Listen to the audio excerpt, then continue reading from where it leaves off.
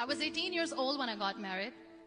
I belonged to a very conservative family, a Baloch family, where good daughters never say no to their parents. My father wanted me to get married, and all I said was, if that makes you happy, I'll say yes.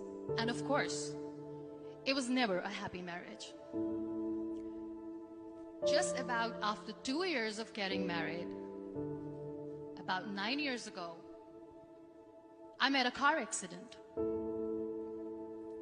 Somehow my husband fell asleep and the car fell in the ditch. He managed to jump out, saved himself. I'm happy for him. But I stayed inside the car and I sustained a lot of injuries. The list is a bit long. Radius ulna of my right arm were fractured. The wrist was fractured. Shoulder bone and collarbone were fractured. My whole rib cage got fractured. But that injury that changed me and my life completely was the spine injury. Many people came to rescue. They gave me CPR. They dragged me out of the car. And while they were dragging me out, I got the complete transection of my spinal cord.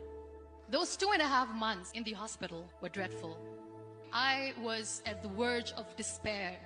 One day, doctor came to me and he said, well, I heard that you wanted to be an artist, but you ended up being a housewife. I have a bad news for you. You won't be able to paint again. Next day, doctor came to me and said, your spine injury is so bad, you won't be able to walk again. I took a deep breath and I said, it's all right. Next day, doctor came to me and said, because of your spine injury and the fixation that you have in your back, you won't be able to give birth to a child again. That day, I was devastated. I started to question my existence. Why am I even alive? So what kept me going was, one day I asked my brothers, I know I have a deformed hand, but I'm tired of looking at these white walls in the hospital and wearing these white scrubs. Bring me some colors, bring me some small canvas. I want to paint. So the very first painting I made was on my deathbed, where I painted for the very first time. What an amazing therapy it was. Without uttering a single word, I could paint my heart out. I could share my story. People used to come and say, what lovely painting. So much color. Nobody could see the grief in it. Only I could. And that day I decided that I'm going to live life for myself. I am not going to be that perfect person for someone. I am just going to take this moment and I will make it perfect for myself. That I'm going to fight my fears.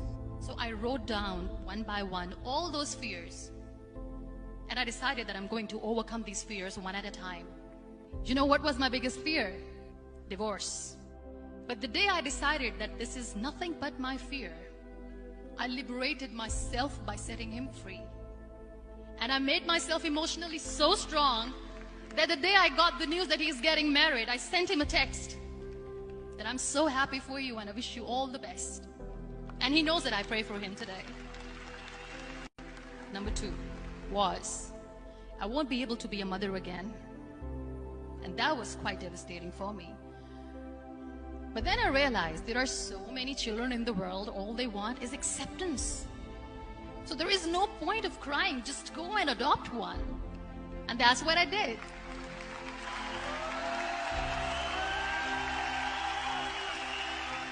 I gave my name in different organizations, different orphanages, and I waited patiently. 2 years later, I got this call from a very small city in Pakistan. I got a call and they said, are you Muniba Mazari? There is a baby boy and would you like to adopt? I could literally feel the labor pain. I said, yes, yes, I am going to adopt him. I am coming to take him home. And that day, I was 2 days old, and today he's 6. You know, when you end up being on the wheelchair, what's the most painful thing? People think that they will not be accepted by the people because we, in the world of perfect people, are imperfects. So I decided to appear more in public. I started to paint. I have done a lot of modeling campaigns. I decided that I'm going to join the national TV of Pakistan as an anchor person.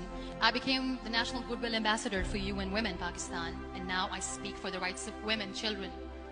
I was featured in BBC 100 Women for 2015. I'm one of the Forbes 30 under 30 for 2016. So when you accept yourself the way you are, the world recognizes you. It all starts from within.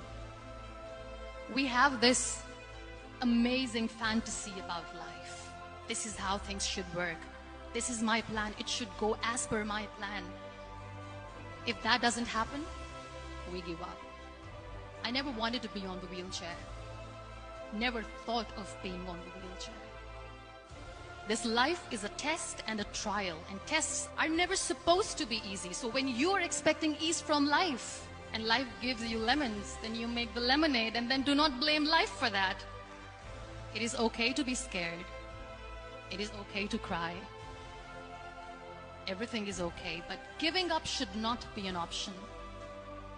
They always say that failure is not an option. Failure should be an option, because when you fail, you get up, and then you fail, and then you get up, and that keeps you going. Embrace each and every breath that you are taking. Celebrate your life. Live it. Don't die before your death. Real happiness lies in gratitude. So be grateful, be alive, and live every moment.